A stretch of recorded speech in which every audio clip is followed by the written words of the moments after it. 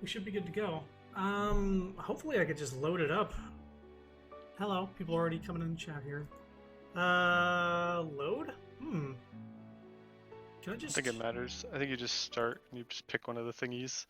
But I haven't played this Oh, one in volume 2, forever. okay. I don't remember what... I do remember, like, her torturing in her house, and then the guy, like, not wanting you to have his hot dog.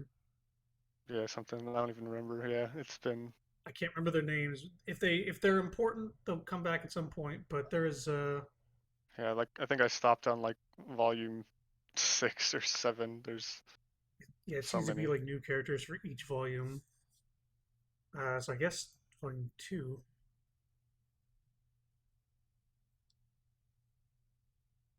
Oh boy. Oh I boy. just stumble through the. Oh yeah, I just stumbled through the streets of a strange alien world. Oh yeah, so I guess backstory. If the game I have doesn't no give idea. one, you crash land in a spaceship and you're super duper injured, and nobody fucking helps you. Like the one thing that would kept coming up is like you're super injured and you need medical attention, and so the girl makes you start building a fucking piece of furniture. Oh yeah. And like you just go like you try to work through the pain of your broken arm, but she doesn't seem to care. She actually enjoys it. And then the other one is like you're super hungry and you like look at his hot dog. He's like, you don't you dare look at my hot dog. I totally It was forgot just about like all that. yeah, he's starving and injured, and that's but you crashed on this alien world. Oh, here we go. Ever since you crash landed on this hostile planet, you've been desperate for information, for provisions, and possibly for a bit of medical attention. Yes, there we go. Along the way, you've had some laughs, embarrassing missteps, and maybe even an encounter with alien meat products. You don't really know. You don't really want to get into it. Oh, I did add. If you're a sub, there's actually an icon there. You can see it on Sapphire's. It's the little Chrono Shock emote popping up next to her name. What do you want to Whoa. get into? What you want to get into is friendship. An entire planet of endless friend opportunities await you. You got the on you if you have Franker face. There's a lot of extra, a lot of extra emotes to work with. That's the old Pikachu Pikachu. from way back. Yeah, Pikachu. Yeah, Pikachu. Honestly, at this Oh, point, you'd make friends with one of the weird purple bushes. You're not picky. Wait, you see something in the distance, or perhaps someone? Who should we start with? my god, I vaguely remember both of them. It looks like maybe an artist with glasses, or dude with horns. I mean, they both have horns. With eye patch, They eye do patch or have horns. glasses. They're Eye aliens. patch. This gamer, he's a Okay, gamer. Let's go with the he's gamer. a gamer. I had no idea. Yeah, I don't. Other than maybe like one or two names from Homestuck, I have no idea. But the first volume of this was very funny, and I like the humor, so I wanted to get back into it. Classes. Oops.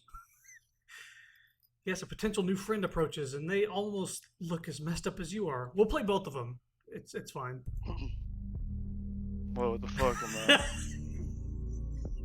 Okay, you did this person's voice. The fuck, Lamau. You an alien? You nod enthusiastically. You sure hope your prospective new friend is comfortable with extraterrestrials. Things that could get pretty awkward otherwise. Does he have like veins coming out of the eye? You should really like not be outside, Lamau. I think that's how he talks. He's very He's very like seems like he's subdued. yeah, and subdued. he says out Lamau Lamau. instead of like actually I'm laughing my ass off. That's kind Here of we blurry. go. I can't really read it. But can you like up the Oh, let me quality on Discord? on Discord. I can read it on the stream, but it's delayed. Freaks like you Weird. will I can get see picked it. off by drones in a hot second. Is it good for you now? Nah, it's still like kind of I can't even read the text on Discord. Let me see, more screen share options. I think you can make it like 720 or 1080, but I don't know if that'll make it a little more hoggy. Looking. It's a little better. I can change the volume, change windows. Because it is in 720, and I'm just streaming the window. I'm just trying to find a way to up the quality for you to make it better. If you full screen it, is it still blurry?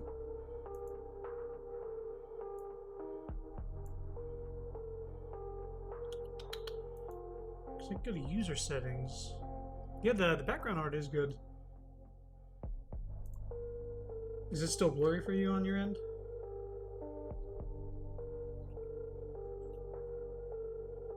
Oh, you there?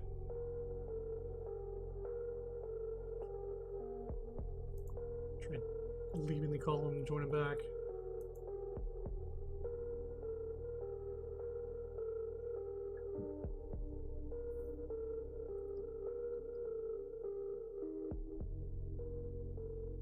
Hello.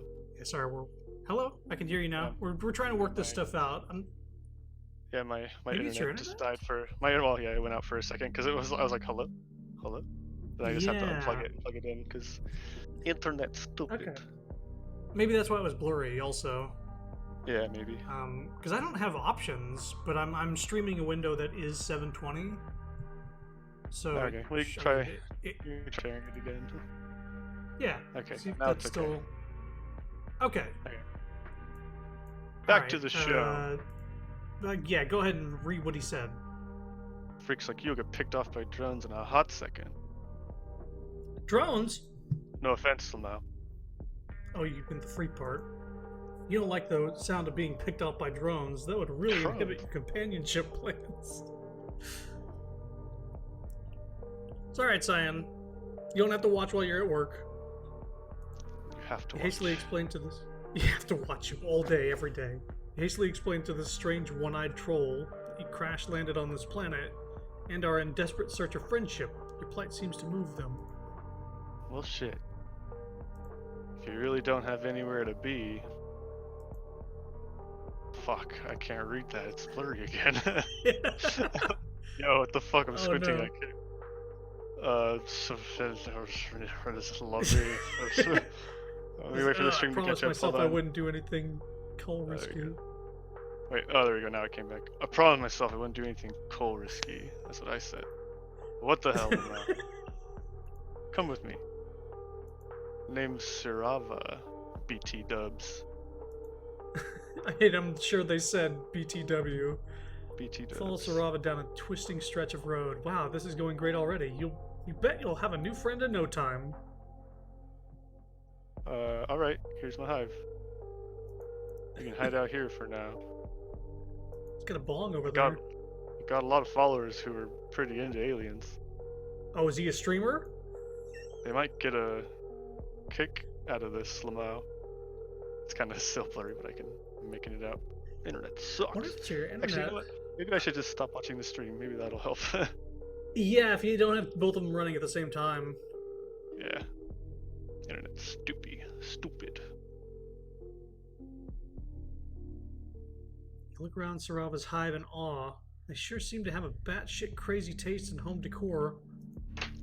Checking out my aesthetic. Worked pretty hard putting this place together. It's all about the look and the BG when you're streaming them out. Don't want my fans to think I live in a fucking dump and spend most of my days depressed and crying them out. ... You like Moisture Wave?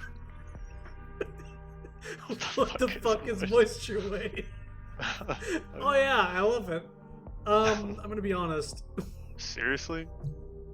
If you don't even know Moisture Wave, I can't really see why you would want to be friends with me, Lamau.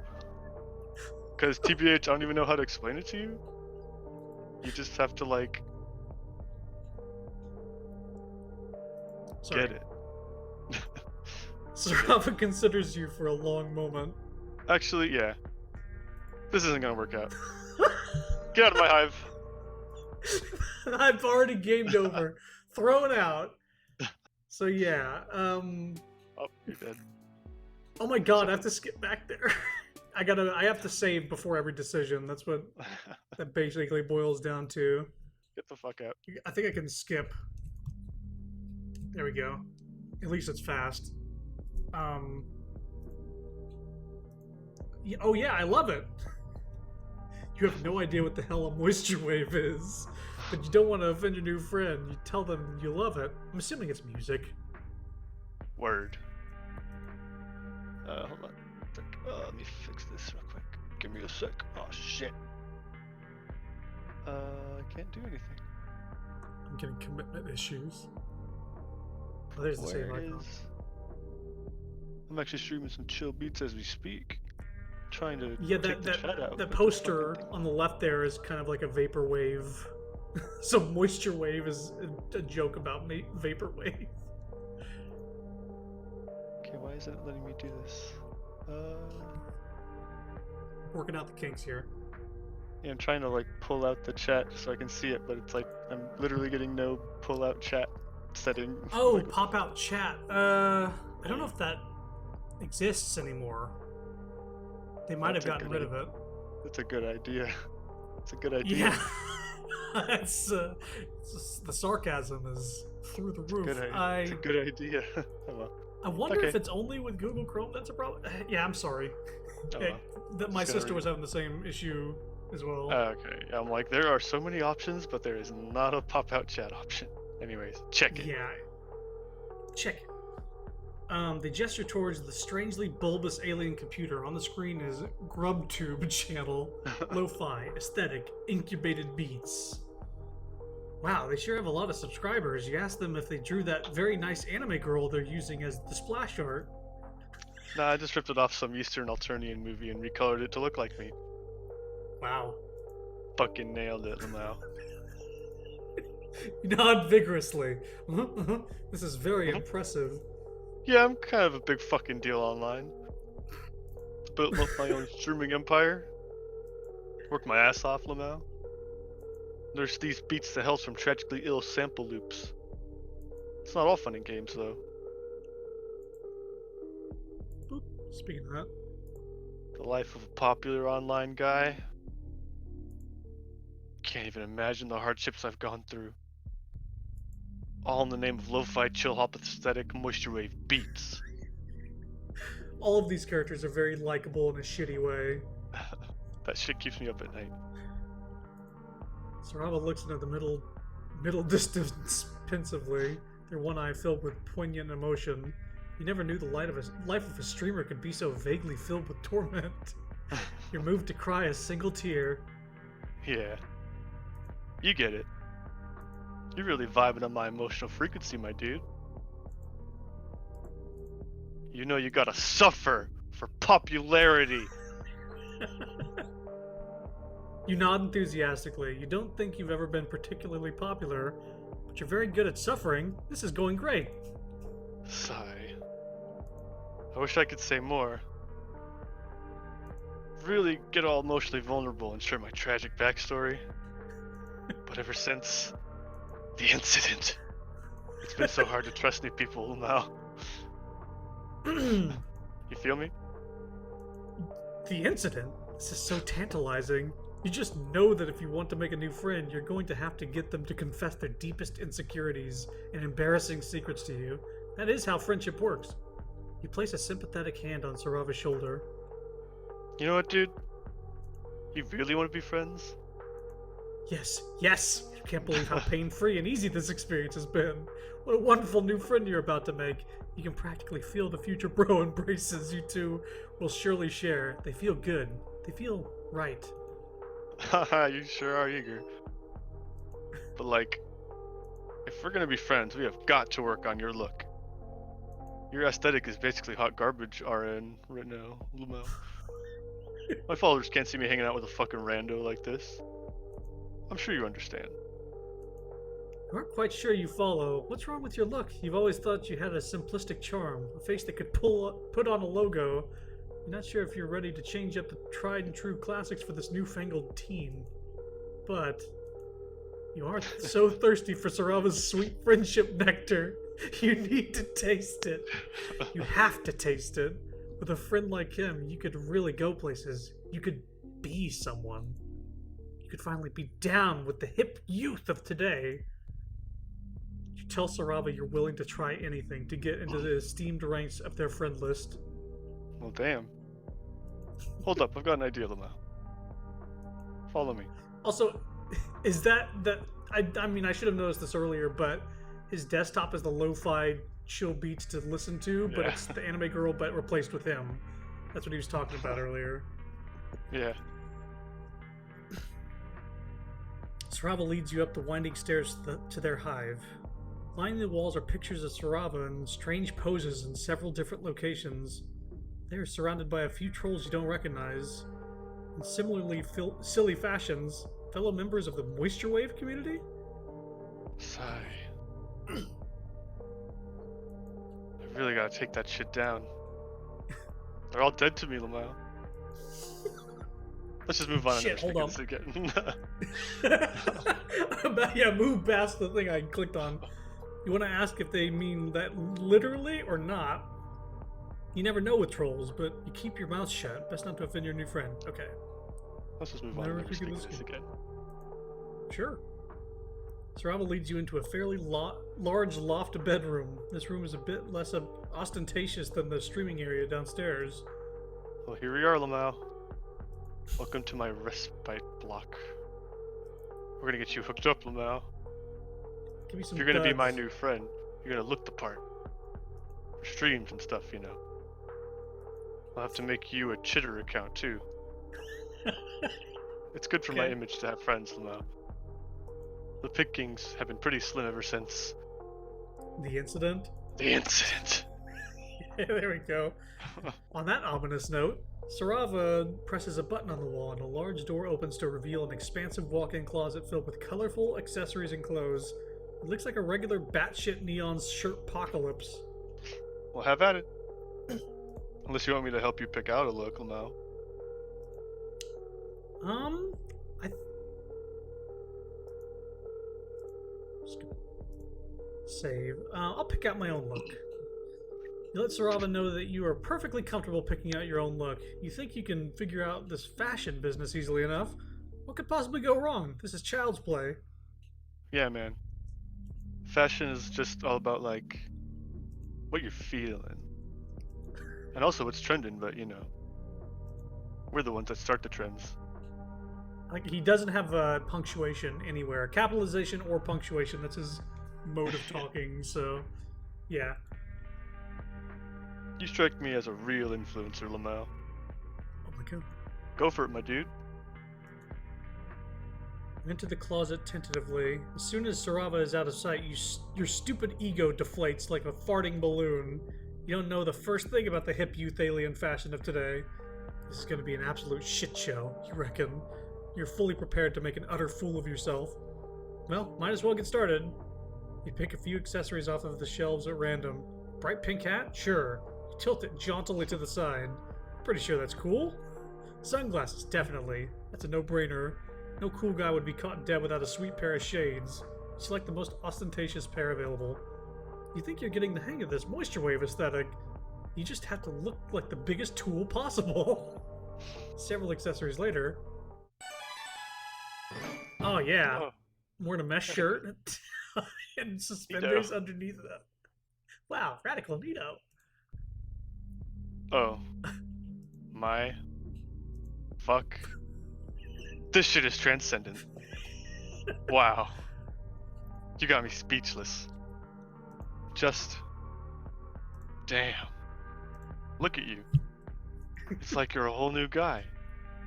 A much chiller and cooler guy who I now gotta be friends with right now immediately. Now all we gotta do is debut you to my hundreds of thousands of followers now. This is gonna be fucking great. Yeah. Let's take some selfies. Yeah, your heart is soaring. You did it. You really did it. You're down with the kids. And now Sarava wants to take the coveted selfies with you. This night couldn't be going any better. You may look like a complete asshole, but if it can win you popularity with a bunch of alien teenagers, then an asshole you will be. Selling out is amazing. Well, what are you waiting for? Get over here, we're gonna take some fees. pose with Sarava for several selfies. They put their arm around you in a gesture of newly formed friendship. You're beaming with friend pride. Oh, hell yeah. These are turning out great. You look moist, bro. Damn. We're killing it. Now all I gotta do is post them. Sarava fiddles around with their phone for a while. You're so nervous. You've never been internet famous before. You hope the new fame won't change you too much. Maybe you do hope it will change you. Change you into someone with tons of friends. And the likes are rolling in. Oh yes. I live for this shit. Haha, this one guy's asking if you want any of your quadrants filled. Oh, this girl loves your shades. Damn, a lot of people asking if you're single now. Don't go for it though. My followers are fucking freaks, dude.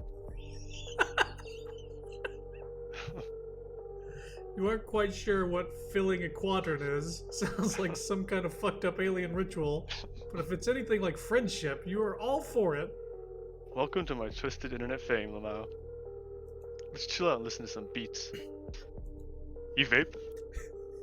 I got a pretty juicy rig downstairs. Juicy. You vape, Before bro? you know it, you're sitting on the writing is beautiful. You're sitting on Sarava's couch, watching them finagle with a horrifyingly elaborate vape rig that appears to be made out of some sort of living larva. You don't want to know. Sarava places their mouth on what surely must be a bug anus and inhales deeply. The rig makes an awful high-pitched rattling noise.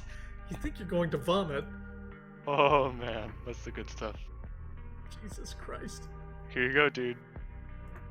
You take the trembling insect into your hands. Well, here goes your final hurdle to eternal friendship and popularity. You vape vigorously. Inhaling as much as you can, the vapor fills your lungs immediately. It burns a lot. You suddenly realize that you're not quite sure if this alien vape juice is compatible with your anatomy. You could have just inhaled a bug ass full of poison like a fucking idiot. What a way to die. Your vision swims. Yeah, you got it. Just hold it in the mouth. Tears stream down your face as you hold in your double lungful of insect gas. You sure are glad you have on your pair of cool shades, or you would never be able to live this embarrassment down. You're not sure how long you're supposed to do this. As long as it takes. You can exhale now. You cough and sputter.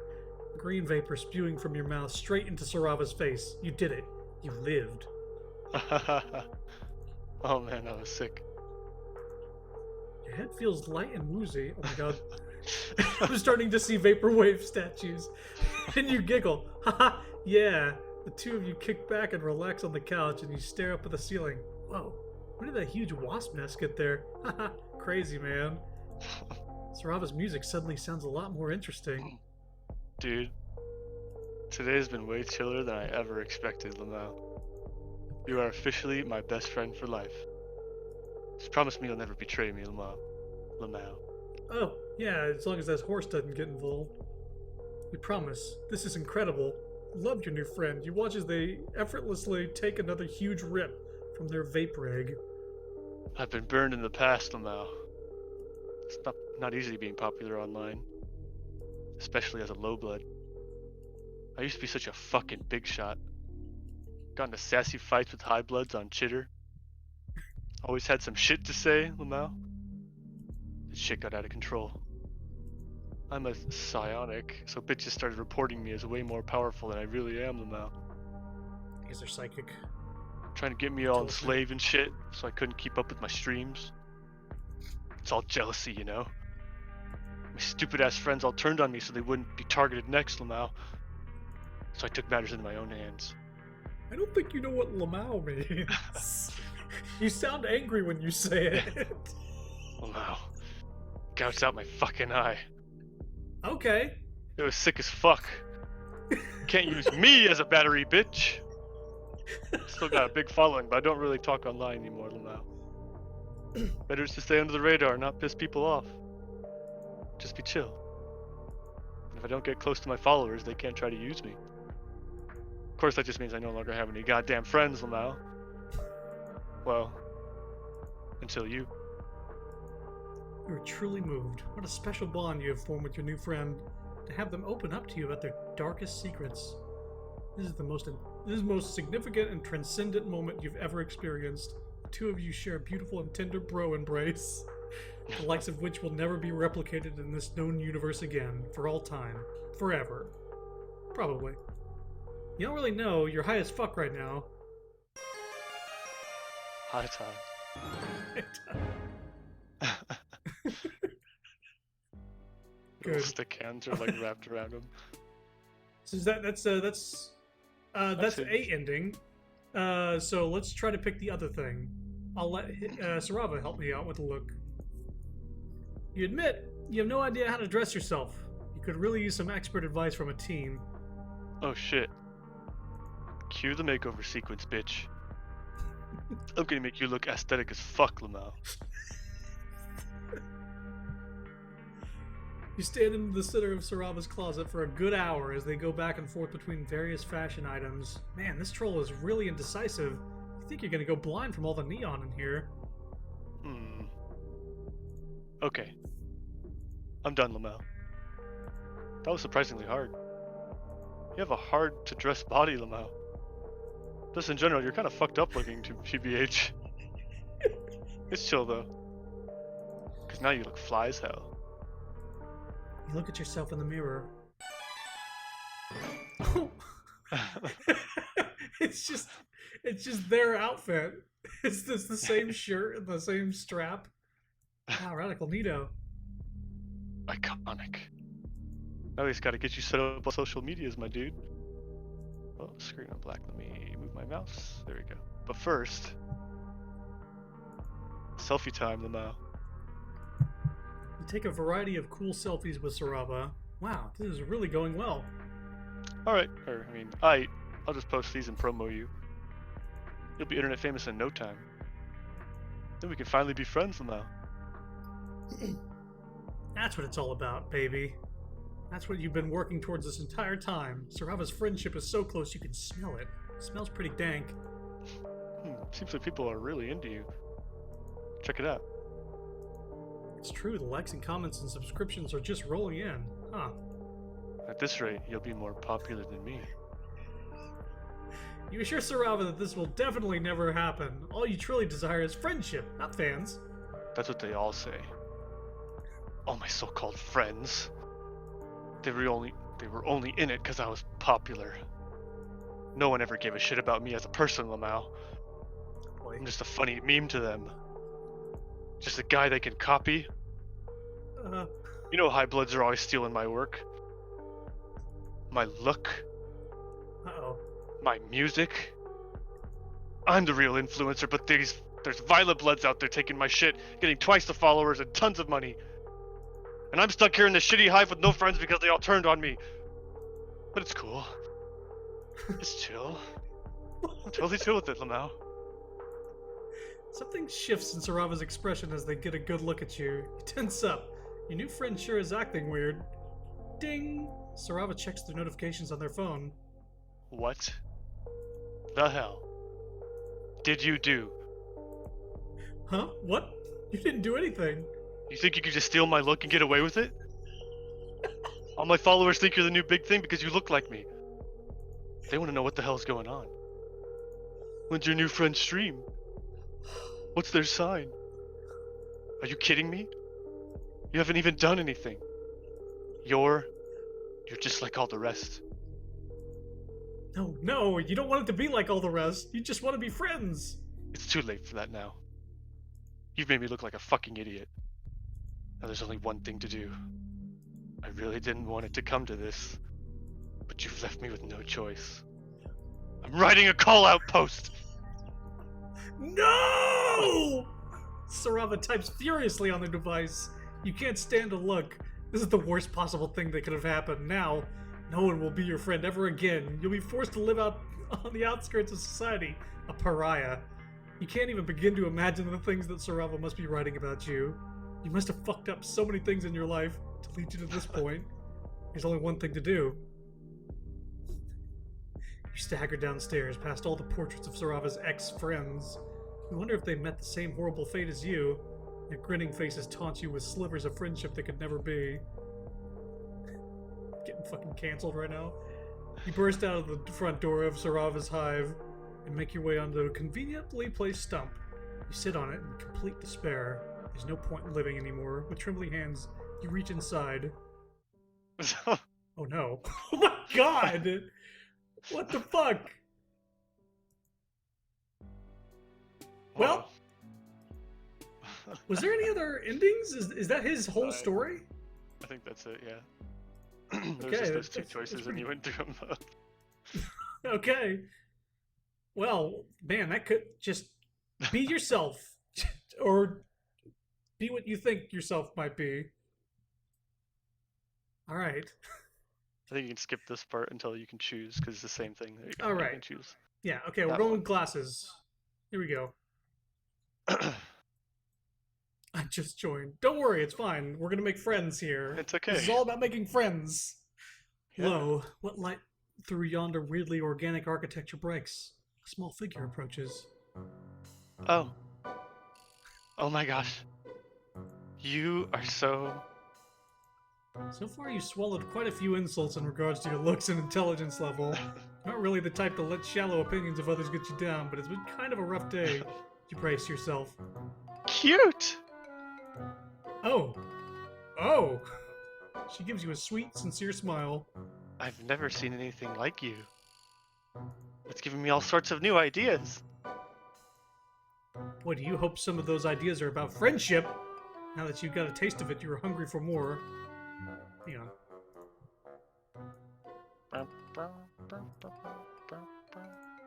You take a stumbling step forward, and your ribs remind you that although the potential of camaraderie is enough to improve your mental health, it can't cure acute injuries. Yeah, I still have broken ribs from the crash. Never got healed.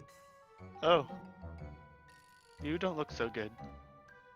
Come inside. I've been looking for new contributors. Contributors? Could you mean friendship contributors? No, that's dumb. Maybe she runs some sort of alien newspaper and she wants you on the staff. She looks a little young for that, but what the heck do you know about alien management hierarchy? Follow her to a nearby building, and now that you're looking up from your ravenous hunt for companionship, you notice that you wandered into kind of an upscale part of town. There's a lot less garbage and people collapsed in the street. I see one of those spiky robot things, but it's washing a window instead of shooting a laser at a group of children. If that's not high class, you don't know what is. Before you can follow her inside, she turns around on the threshold, blocking your way. Real quick. She adds an extra U, it seems like, to her speech. You don't happen to be an artist, do you? Artistry? Well, as a matter of fact, save.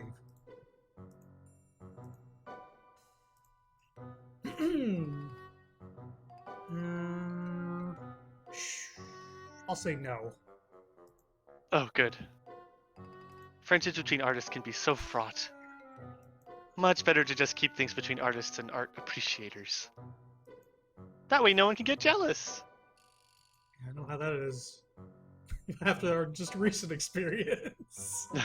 Girl's smile widens even further and you feel an unbelievable rush of joy. You finally found someone who isn't a total fucking maniac. And she brought up friendship with you without you having to mention it at all. It puts a spring in your step, or as much of a spring as possible with a broken arm and misaligned torso. Amicia, I'm assuming, leads you into an elevator with buttons labeled in spiky letters that make absolutely no sense to you. You realize that probably nothing is ever going to make sense to you again. That's okay. Your hierarchy of needs has adjusted recently. Your new friend, you were jumping the gun with this descriptor, but you are feeling seriously good about this encounter, stands in the corner of the elevator, wringing her claws. I wish I'd known I was going to have company. I would have cleaned up a little. It's been a while since I've met anyone new.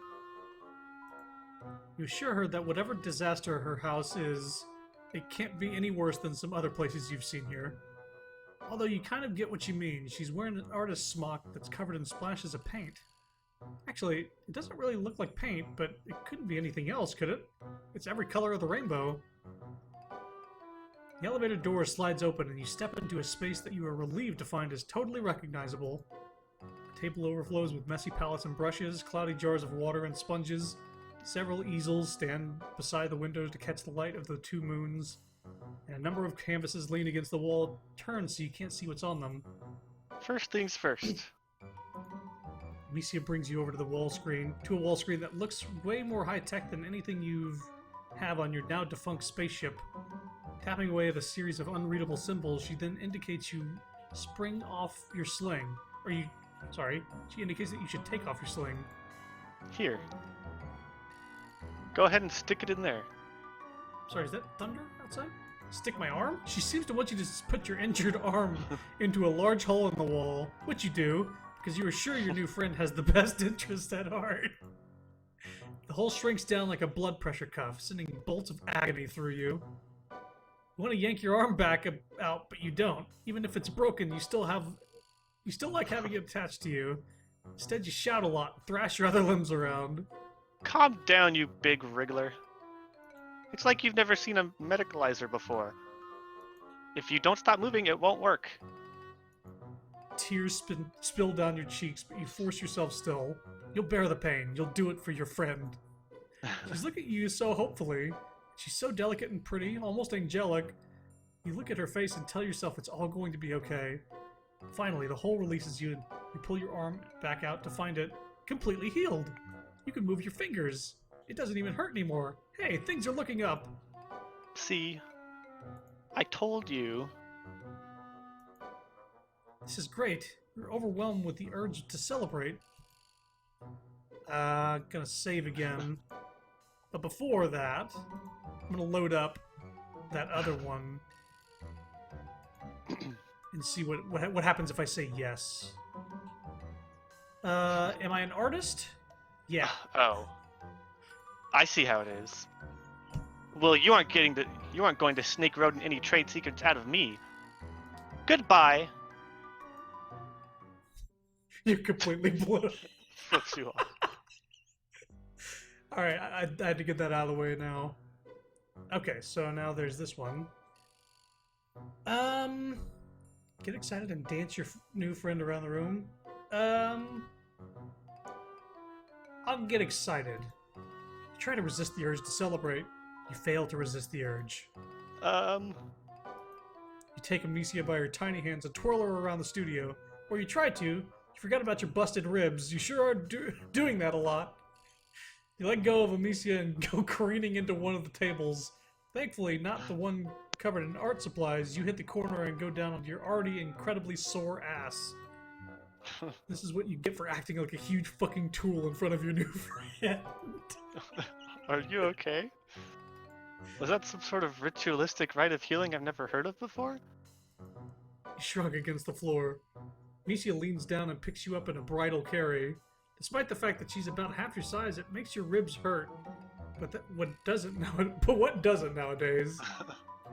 Amicia lays you down on a weird lumpy couch. Are you sure you're okay? You look a little... She trails off to nothing. She's looking at your left arm, which you have draped over yourself awkwardly to sort of try to hold your torso together. That color. Uh-oh. First you think she means the color of your skin, which is different than her light gray. Then you think she means the truly fantastic buffet of bruises you got going on. But then you realize that in your prancing idiocy, you've managed to scrape up the inside of your arm. Blood oozes sluggishly from the wound. Amicia dredges a finger through it. You're half expecting her to put it in her mouth and for this to become a whole cannibal situation. Well, since you aren't the same species, it wouldn't be cannibalism, but still, no thanks. Instead, Amicia just holds her finger up, the drop of blood trembling on the tip. This color. I wonder what's all over her shirt. I've never seen anything like it. She dashes off to one of her tables, pulling over a sketchbook and dragging your finger down it. Your blood paints a rusty line down the center.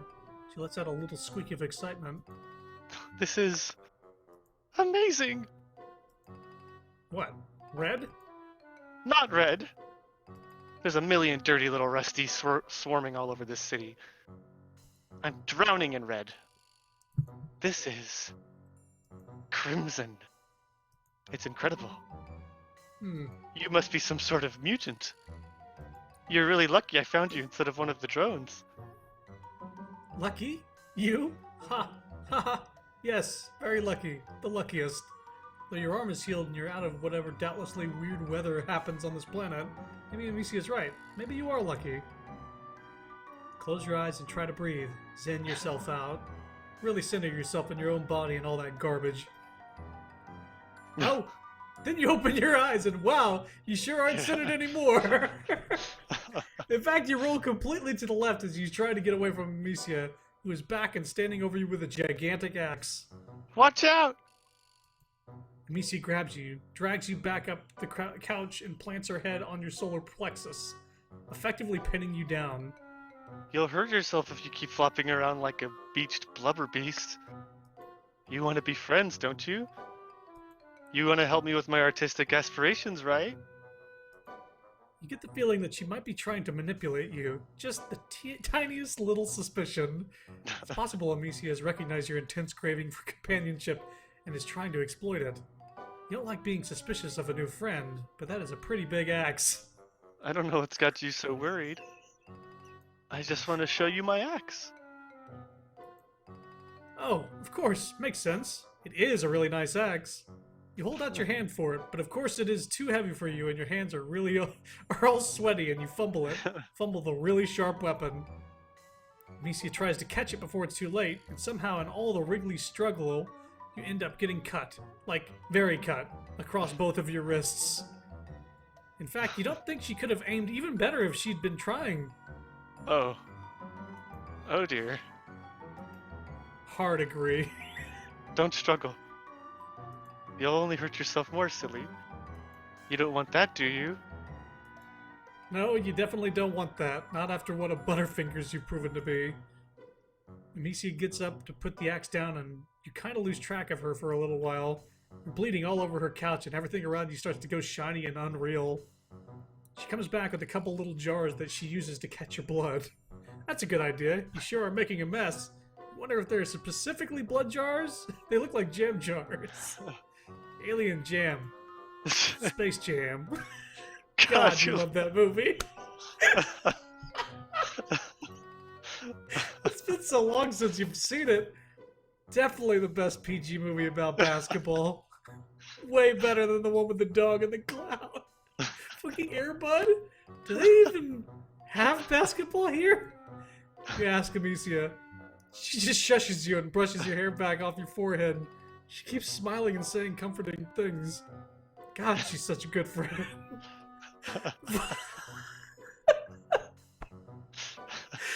You're getting more bloody. It's too much, so much blood. Before too long, you do what it's honestly a goddamn shock you haven't done before. You pass out. When you come to, you were propped up against the wall in a weird way that you wouldn't love, even if you were even if you weren't an invalid. And both of your arms are jammed in the hole in the wall, the med hole, the glory hole of well-being, the magic sphincter. You grunt and pull your arms back out. They're healed. Cuts on your wrists are just faded pink lines. You take a step away from the wall and immediately hit the ground. You may not be actively dying anymore, but you did just lose like half the blood in your body. Gosh, you're tired. A little giggle makes you turn around, or roll over since you're still on the floor and probably not getting up anytime soon. It's fine, you probably met worse floors in your life. Amicia is sitting at one of her easels, her hair pulled back beneath a scarf and little round glasses perched on her nose. A jar of your blood sits next to her, and as you watch, she dips a brush in. I'm glad you're awake. I was a little worried I'd actually killed you back there. She laughs, and you laugh along with her. It's very funny, actually. Everything is funny right now. It's probably the blood loss. You ask her what she's painting. You, of course. You inspired me. Well, right now it just looks like a bunch of red squiggles and some lines. But she only just got started. She's warming up. She sits there on her stool, looking at her palette and chewing on her lip thoughtfully. She looks somewhat nervous. Actually, I want to show you something. Something I've never shown anyone else. She leaps up from her stool and crosses the studio. You roll to the other side to keep her in your line of sight. I really hope she isn't getting another Space Jam jar. She starts turning around on the canvas. Turning around the canvases one by one. They all are blank except for one, which is a little. Wait, no, that's just a shadow. Every single one of them is blank. I'm not sure you understand. You ask her if these are all just new canvases that she's not gotten the chance to paint on yet. Amicia sighs. No. I've had them for forever. I'm just not a real painter. There. I said it. She buries her face in her hands, talking from between her fingers. I'm really good at all the other parts. The materials in the studio. I even make all my own paints. I just can never do the actual sitting down and doing art part. Oh boy. She just looks so despondent. You wish you could do something, but you don't really know that much about art, and you probably can't stand up yet. You tell her that she looks like she's moving in the right direction, at least. You don't even have a studio or brushes or stuff like that. Of course, you have no aspirations of being a painter, but you leave that part out. That's just it. I feel inspired for the first time ever. I think it has to be your messed up, disgusting mutant blood. There's really no other explanation. She takes a knee beside you, picking up one of your limp hands with hers. They're cold, like she's been pressing them to a glass window in winter. Usually I just finish off my contributors quickly. Uh-oh. I don't have time to deal with a bunch of injured low-bloods moaning around my studio. But I couldn't just use your blood up all at once. You're far too special for that. Here we go. You gaze at Amicia. A mist has descended over your vision, and it isn't even the mist of imminent death. I have to keep this precious blood safe. I think you might be my muse. Oh boy. You will never Oh my escape. god. Happy music. Okay, I think there was a decision I didn't do. Yeah, the Let's see here. be chill about it. Yeah, be chill about it. Yeah. Well, let's be chill. Let's be chill. You thank Amicia profusely, but you manage to keep it to the strictly verbal sort. Medicalizers are great. This part of the city is great. You really need to get more rich friends. You tell her this, throwing in a compliment of her studio while you're at it. See? This friendship stuff is easy. I'm glad you feel that way. You're obviously really strange and under-socialized. But you don't seem to be a complete cultural idiot. Plus, I think it's really endearing how helpless and trusting you are. You laugh, slightly unnerved. You want to take that as a compliment, but after his recent encounter with another girl in blue... Well, it all ended up okay, and Amicia is so nice and friendly, and she keeps calling you cute, which you think is pretty generous of her, considering what a disgusting mess you are at this point. Speaking of low bloods, what's your blood color? Just out of curiosity. Blood color? Not really sure what she's talking about, but red? You tell her? It's red. She looks a little disappointed. I've got plenty of burgundy. Oh well. Good thing I have a delivery coming soon. Oh, God. Hey, do you think you can help me set up a few things before they get here? I hope I don't cut myself. They? Visitors? As in plural? As in multiple potential friends? Oh, hell yes. You are all over that, especially considering your newly healed arm. You're anxious to display all the simple motor functions you can perform. Amicia gives you another radiant smile. You live for those smiles, man. They're just so full of glowing nectar of bromance. Perfect. Let's do this. Work always goes faster with two pairs of hands, after all.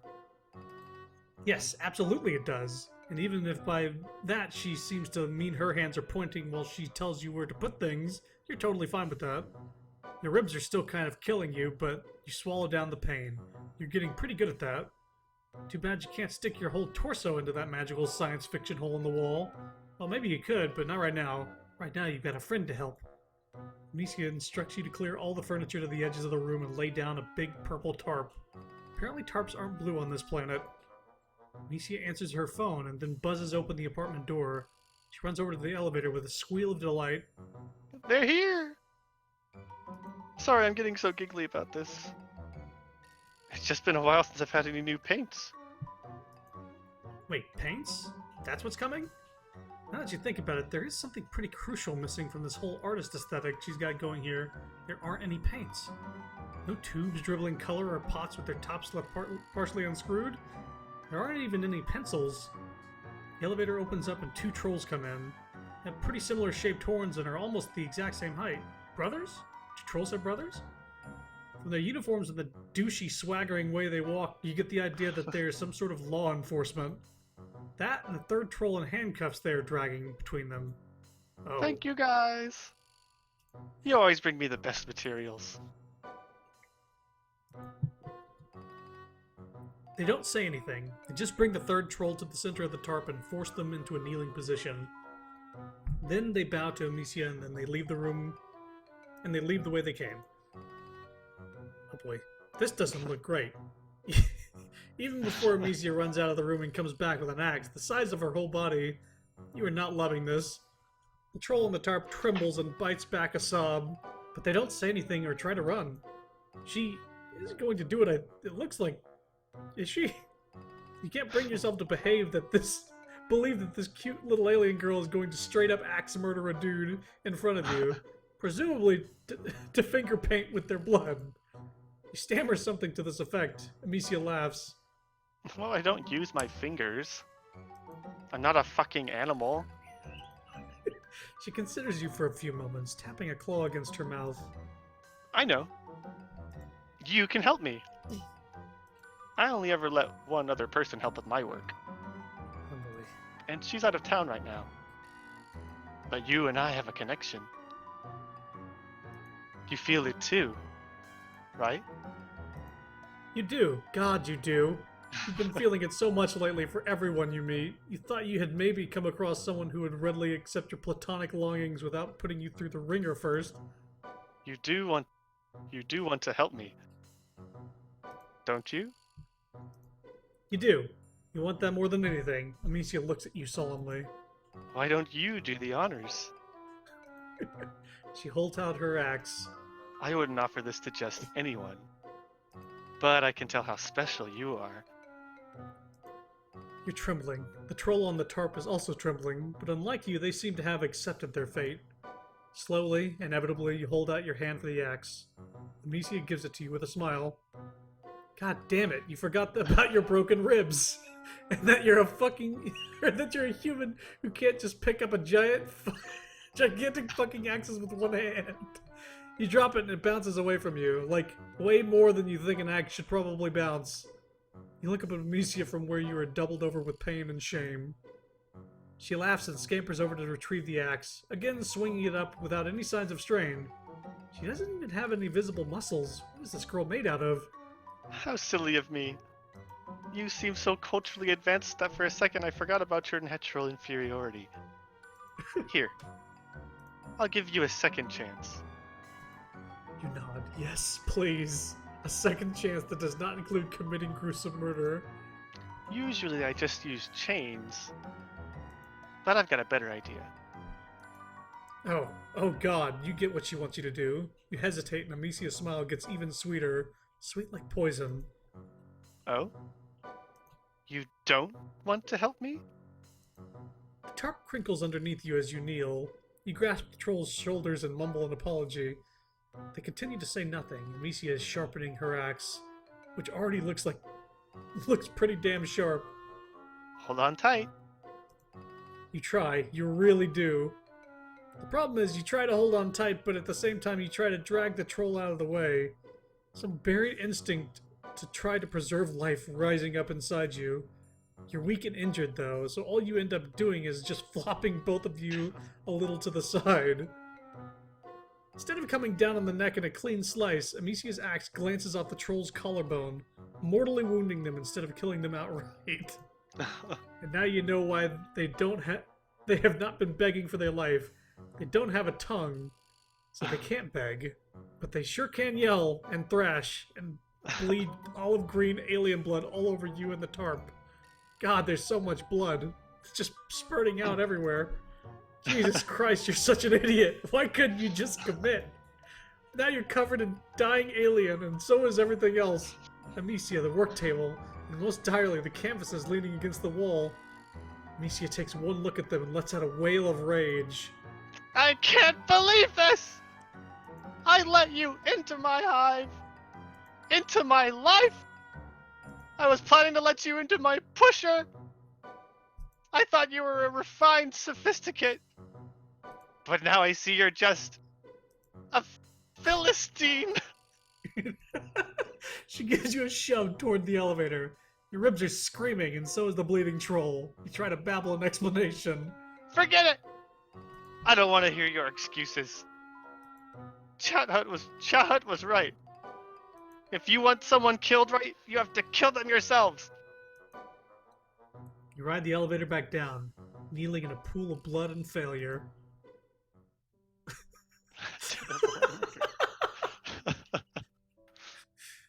Okay. That's that chapter. Wow. Sure escalates very fast in every single situation. Yeah.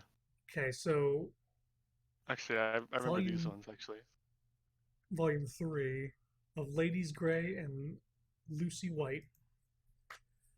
Putting one foot in front of the other, you continue on through this strange alien world.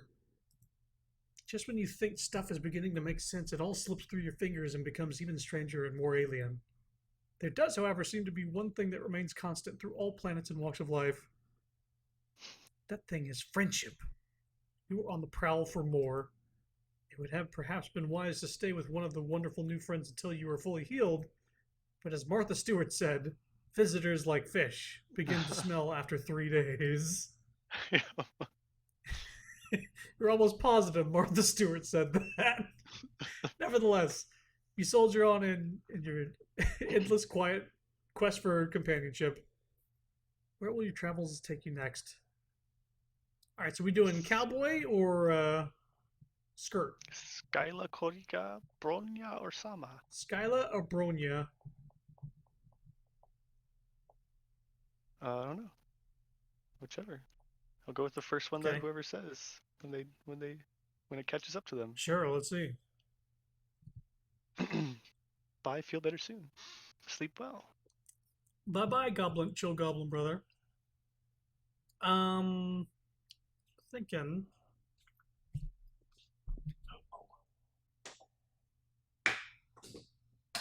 I'm gonna roll for it.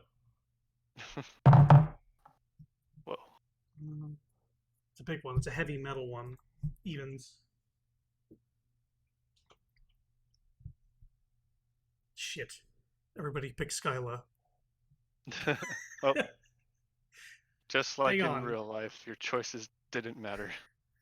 I can change this. I can fix it. Start. Fuck it. Yeah, we're gonna start with the. There, Skyla. Fuck the dice, I guess. As dawn approaches, you find yourself heading out of the big city and into the rustic outskirts. Man, the sun sure is bright on this planet. It's rising over the crest of the distant hills, a huge fiery ball. Later it gets, the bigger it grows. Way bigger than you've ever seen the sun on Earth. What's that smell? Could it be your flesh beginning to sizzle? Fantastic! You love the country! No wonder the nightlife seems so active on Alternia. They're all nocturnal to avoid brutal daily roasting. Reach into your pocket for your cool new shades, but you appear to have left them at your friend's house. Fuck. So this is canonically after yeah, I think each of them Moisture take place, Wave streamer. Yeah, I think it's canonically after both the things. So like it'll probably reference and you also both get away things. from it. So Yeah, you failed at murder and we got high. That's canonically what happened. Alright. I think so. You gotta get yourself together. The recent physical trauma and extensive blood loss has you a little fuzzy. You weren't built for this wilderness survival shit. You're starting to wish you're starting to wish you'd just stolen a fucking Lamborghini or something instead of a spaceship. It seriously isn't looking good. The city is too far away now for you to turn back, so you have no choice but to keep walking. Maybe you can find a cave or a hole in the ground. Maybe you can just cover yourself with grass. I wish that someone had mentioned the Death Sun in between offering you alien meat products and calling you their muse. Off to your left, in the distance, you catch sight of what might be the shimmer of sunlight on glass. Window? A solar panel? You could seriously clean up with renewable energy on this planet. So this is the one that said you never escape, from what it sounded like. Yeah, but apparently you do. It's like, I think it's just after, each chapter is after like the good ending of the previous one. And the good ending of the previous one for the painter is that it says you never escape. Alright. Should you change your trajectory and go toward the shimmer? It might just be a mirage. Oh. Sure, I know what's gonna happen, but forget it. Honestly, you could probably see this one coming. Game over. And you're dead. Had a feeling. It's like, forget it. Fuck it. Go toward the shimmer. You turn your aching, stinging meat sack toward the distant, promising sparkle of safety and succor. You focus on just staying upright, one step at a time. Just keep swimming, or whatever. God, the sun, though. You need SPF 5 million for this nonsense. But then, almost like it had picked itself up to come scuttling to meet you, you suddenly find yourself in front of a long, low structure. You let out a yelp of anguish, pounding on the door. At least you hope it's the door. What in the world? The door opens and you fall inside. Well, hail! The door opens and you fall inside with one of the most pathetic whimpers of your career. Blessed darkness closes in on you. From right beside you comes a snuffling yip, like some joker is making fun of your dire situation. Something warm and wet glides up your stinging cheek. Hold on, lady. Give him some room. A pair of hands help you sit up gently.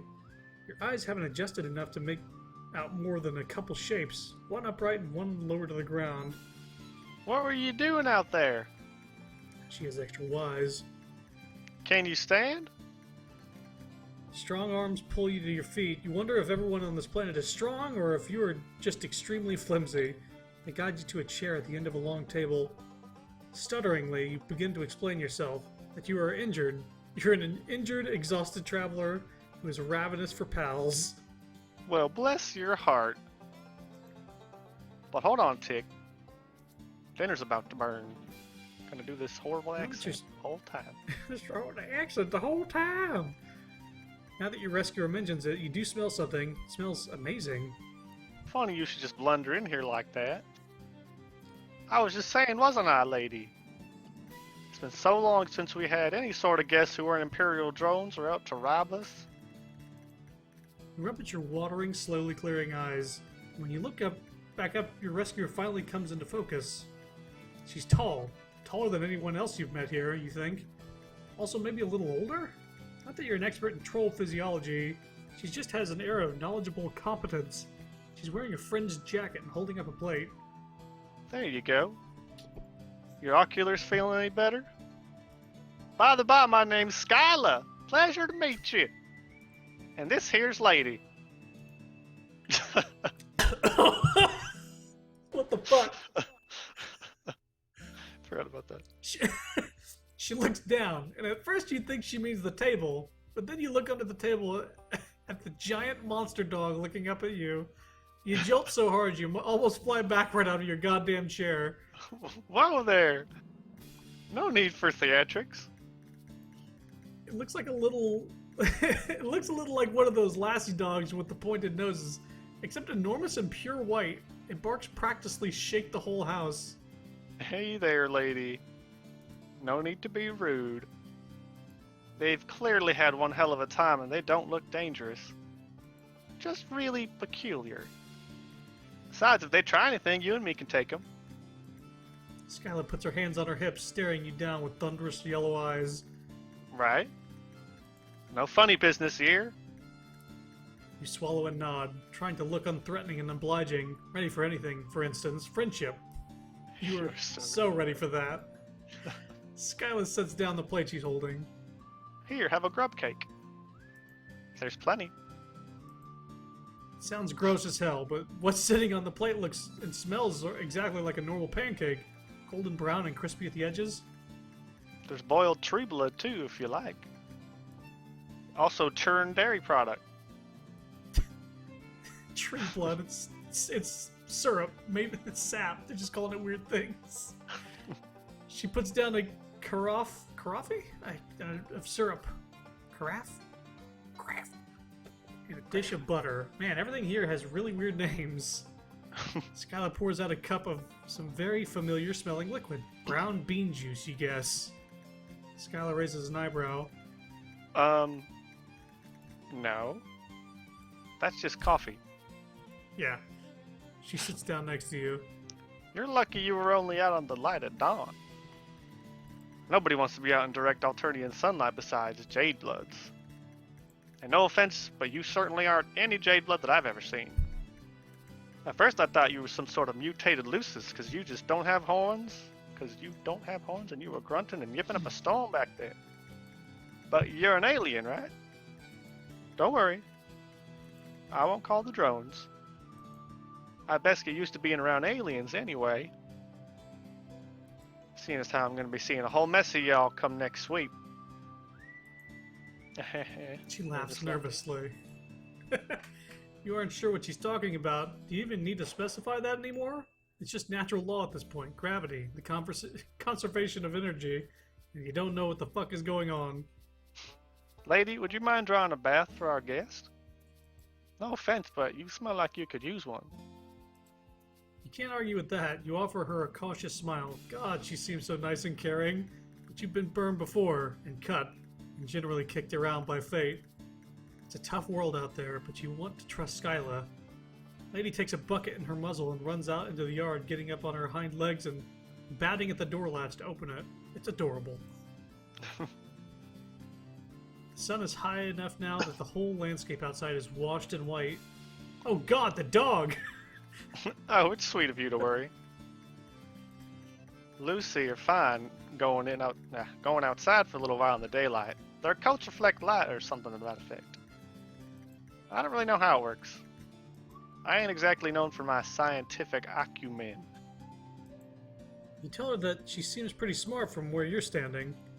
Cynical as you're becoming, you just can't help trying to be her friend. She's so nice and, wow, really pretty. Not that that's a requirement for friendship, but your retinas have been would have been way more scalded than they are goddamn, way more scalded than they are not to notice that. That's nice of you to say. But it wouldn't really even matter if I was a bona fide genius. Someone of my caste could never hope to rise up in the ranks. I was tired all of a sudden. Best I can hope for is hauling crates on some cargo vessel. Ranks? Cargo vessel? You swallow your bite of grub cake, ready to ask her if she's thinking about joining the military. And just then a swell of noise erupts from outside the house. Shouts, crashes, and ladies' frantic barks. Skyla gasps and launches herself out of her chair, knocking over the carafe of syrup. It oozes across the tabletop in a sticky wave. Oh no! Not now! What the hell is going on? Bandits! Of course! Goddamn Lucis thieves! You don't forget the chance to ask anything else before Skyla careens towards the door, throwing up an arm as blazing white light pours in. Oh God, she's going to go outside and burn up. She isn't thinking straight. You gotta do something. Well, we'll see.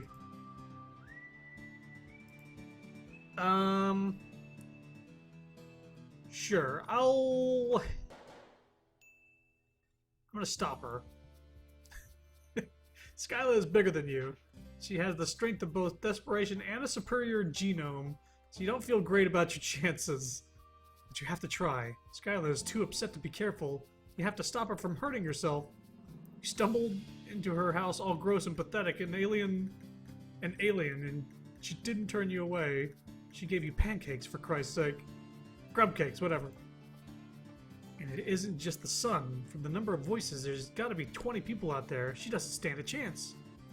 You run up behind her and hook your arms around hers, hauling her back by the armpits. She struggles, jabbing your elbow into your aching ribs. Let me go! You don't understand. They'll take her! Lady! You hold grimly on, going limp, using gravity and your own dead weight to pull her down to the floor. With her wheezing breaths, you tell her she can't go out there. Didn't she just tell you that you've never survived if it hadn't been later than dawn? You probably aren't making much sense, but you keep up a stream of worthless bullshit until something catches. Would you Lucis really want this for you, Skyla? Would Lady really want you to sacrifice yourself for her? Skyla goes rigid, and then all the fight just drains out of her like blood down a drain. She sags back into your arms.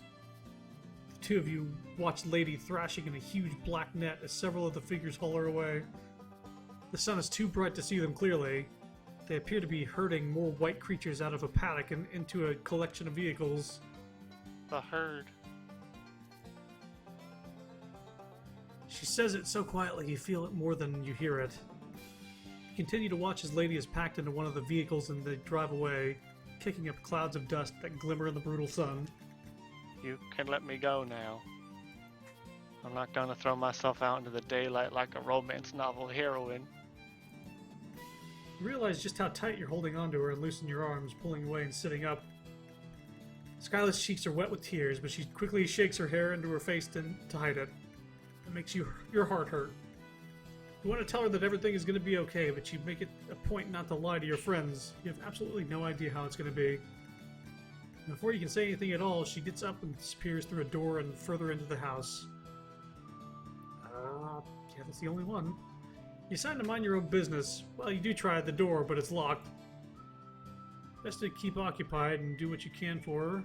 First, you shut the door to keep that sweltering heat and blinding light out. Then you tidy up the kitchen a little. Everything here is oddly textured and colored. Shapes unusually organic. Some of it is worryingly scuttly and alive. You do your best. You mop up the syrup and straighten the chairs. You're just trying to figure out how to get the sink to spit out some water onto the dirty dishes when Skyla comes back out. Her eyes are dry and her hair is combed back out of her face. Don't you worry about that. You're gonna break something. She plays with one of her beaded bracelets with nervous little fidgets of her fingers. I could never have taken those fellas by myself. Especially not in broad daylight. I want to thank you for stepping in and stopping me. I was overwrought. Not accepting her thanks. She doesn't seem overwrought anymore, just numb. Wow, this is actually a legitimately terrible situation. Not even in a dumb, zany way like all the other horse shit that's happened to you recently. I wonder who those guys even were. Lucis thieves. They've come before, but always at night and never in such large numbers. So Lady and me could always take them. I never expected anything like this. For them to come out in force like this in the middle of the day? She sits down at the table, putting her elbow in a patch of syrup you missed. You offer her the dishcloth and notice several little discolored patches on her arm. Looks like she got burned just from having her arm out the door for like a minute and a half. I'm really glad you didn't let her out there. You've endured a lot of heinous shit on your short span on this planet, injuries and lots of added insults to those injuries. But the time you spend with Skyla waiting for the sun to go down is some of the worst and most hopeless. You don't know what to say to help her. You aren't actually her friend. You aren't even the same species. The troll-Lucis relationship is a little confusing, but they seem to be in some combination of caretaker and pet, more symbiotic than parent and child. Finally, it gets late enough to venture outside and you follow Skyla out to the empty paddock. There's nothing out here but a broken fence and trampled ground. Lots of kids lose their Lucy. It's just a part of life. I would have been headed into the ordeals next sweep anyway. I would never have seen her again. But at least I would have gotten the chance to say goodbye, you know? It's kind of a bummer how resigned everyone on this planet seems to terrible things happening. Then again, you guess that's some sort of true on your planet too. Existence. Just a goddamn mess. You try to give her the most understanding look you can, just a really good and supportive friend face. You're killing it. But Skyla isn't paying attention to your glowing facade. She's reaching into her jacket and pulling out her phone. What the hell? My palm husk is blowing up. Oh god. Skyla drops her phone on the dirt and claps a hand over her mouth. Her eyes sparkle with tears. You pick it up. It's kind of squishy and squirms in your hand a little, which you don't love. You also don't love what's on the screen. It's a troll in a mask holding a gun on Lady. who is still in that net, baring her teeth. The gun looks fake, kind of like a Nerf gun. You bet it's not a Nerf gun. The photo is accompanied by more of that spiky text that you can't read. Hey, how can you understand the Alternian spoken language but not the written? You decide not to think about it too hard. Waste of time. They sent a ransom demand. They say if I can't pay, they'll sell her. Troll Luci are valued for their strength all over the galaxy. The heiress knows about the black market, but she doesn't do anything about it. She just takes a cut. You ask her how much the ransom demand is for, as if you have a penny to your name. She tells you a number that sounds stupidly large, even without knowing the exchange rate to Earth money. They're just mocking me. They know a Bronzeblood can't afford this. They just want to force me to fail her one more time. Her voice breaks on a sob. You reach over and put your hand on her arm. She looks at you with big watery eyes, and you brace for her to fall onto your arm sobbing. You're actually kind of hoping for it. Not that you're the type to want to profit off another's pain, but you're pretty sure that offering comfort in a time of crisis is a first-class ticket to Friendsville. Instead, Skyla gives you a hard shove backward. You take 2 stumbling steps and fall on your ass. Something squishes underneath you. A cow pat? Or something alive? You aren't sure which you'd prefer, honestly. Sorry. I didn't actually push you that hard. Your species just seems pretty flimsy. I don't want sympathy right now. Especially not from you. She stands framed between the 2 moons. Some trick of perspective making her look just as distant and just as sad. Not that the moons are inherently sad. Whatever, that's not the issue right now. Has Skyla been lying to you before when she said she doesn't blame you? She even thanked you for stopping her from killing herself. No, I don't blame you. I just can't stand the sight of you. Looking at you just reminds me of losing Lady, and I don't think that'll ever change. Sorry. I really was hoping we could be friends. It's been a really long time since I've seen anybody out here that goes on 2 legs instead of 4.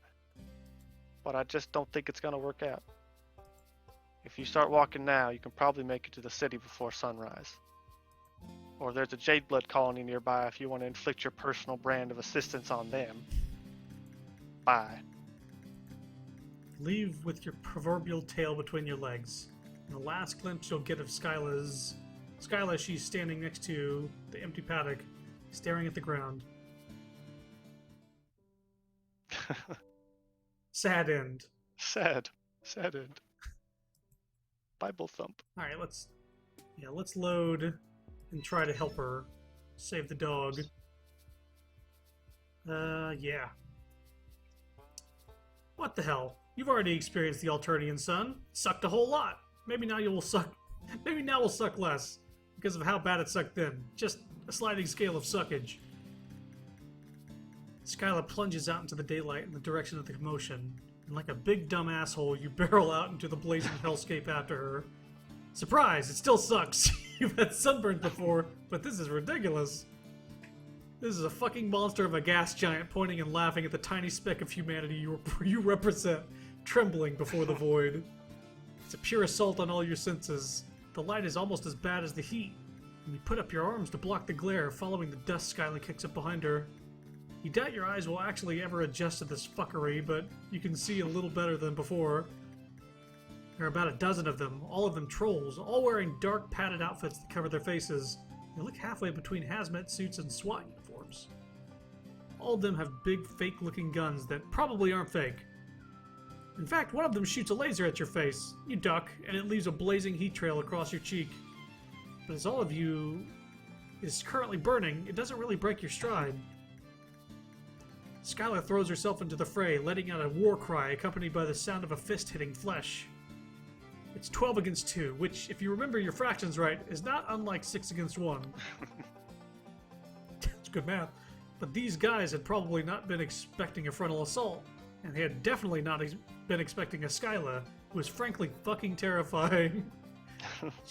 She shoves 3 trolls down like dominoes, grabbing up a discarded gun and shooting all 3 while they're on the ground.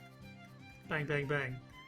You have never been in a fight before. A fucking all-out brawl. It's scary. But now that you are in the thick of it, also kind of awesome?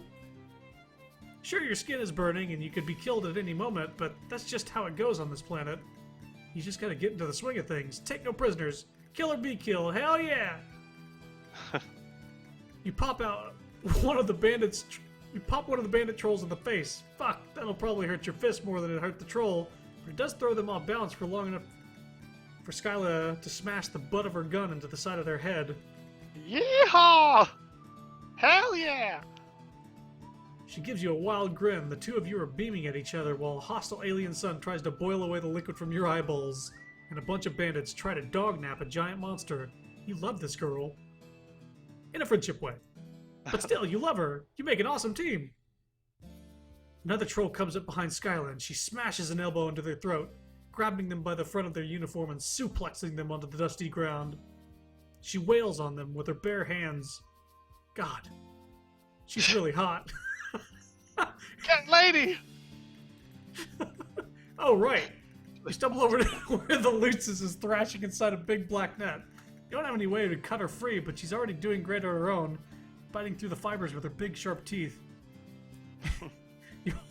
I just like it's just a shitty cutout that's been like grayscaled with eyes glowing white. You hold the net still for her to finish the job, then pull it off her so she can join the fray. It's over fast after that. How did they even get Lady into the net in the first place? She's so giant and quick, grabbing trolls in her jaws and shaking them like chew toys. The remaining 5 who are still standing jump into their weird little dune buggies and make tracks. Emphasis on the bug. They look like scuttling little beetles. Skyla chases after them for a few hundred yards, throwing the gun after them and shouting obscenities. And stay away, you hear? Tell the rest of them why you don't ever fuck with a Rusty's ranch. She stands silhouetted against the blazing sun, the dust trails vanishing into the distance. You are awash in heady victory, giggling like a lunatic before the adrenaline kind of drains out of you all at once. You are violently reminded of your fucked up ribs and recent blood loss. The Alternian sun beats down and your arms are already covered in raised patches of red skin. This is a sunburn turned up to 11. Whoa there, are you okay? Skyla is swaying too. A spray of olive green blood covers her cheek. At least the rainbow blood on this planet means you can be sure it isn't hers. But she still looks rough. Kind of how you feel. Lady! Come here, girl! Wow, you're gonna sit down. Maybe just take a little break. The pale landscape swoops, going even paler. No, you can't rest here. You'll die, dumbass! I'm not letting anything happen to my new best friend! Get up! New best friend? Holy shit. That makes you so happy, you absolutely can't die here. Not when you've just made such an amazing friend. Somehow the two of you manage to drag each other across the yard towards the house. Hive, you're gonna get this lingo down if it kills you. Whenever you feel yourself about to fall forward, you lean on Skyla. When you start to fall back, Lady is there, to brace yourself against the back of your knees. She's such a good Lucis. You wonder if she'll be your friend too. Her muzzle is dripping with a soup of multicolored alien blood. When you get back into the darkness of the hive, you can't see shit. Dang, your species really ain't suited for this kind of environment, huh? You can't even see in the dark. In demonstration, you walk right into the table. You've about had it with tables. You were sworn enemies at this point. Please don't knock down my nutrition platform. I built it myself. She sounds exhausted but giddy. Dang, you really did that thing, didn't you? You kind of want to go in for the hug, but that sunburn is really something. It feels like tiny needles piercing your arms and cheeks. The back of your neck is a colony of fire ants. Oh, yeah. Feels real bad, don't it? Come on, there's only one cure for sun rash. Skyla takes your hand. Gosh, this is next level friendship stuff. She leads you through her hive, and who knows if you're ever going to get all your vision back. Maybe you're just blind for life. You'll have to get a cane and a whimsical aesthetic, and learn to navigate the world by smell alone. No, that would be stupid. Here we go. My coop isn't huge, but you're kind of scrawny. What are you waiting for? Take your clothes off. Man, the sun must have fucked with more than just your eyes, because you could have sworn Skyla just told you to take your clothes off. You are seriously not getting into my recoup. Recuperacoon in those filthy rags. I'm not even sure what those clothes were supposed to be originally. Raccoon? Recuperacoon? It's like a recuperation raccoon? I can't see, so I can't tell if it's an animal I'm about to jump into. Yeah, you aren't so sure about your look either. Another new friend of yours told you it was rad, but you were both a little high at the time. Oh yeah, I'm still wearing those rad clothes, huh? Yeah. Like a fucking tool out on this ranch. You might be a little high right now. You wonder if a sunstroke causes auditory hallucinations. Also, you don't know what a recuperacoon is.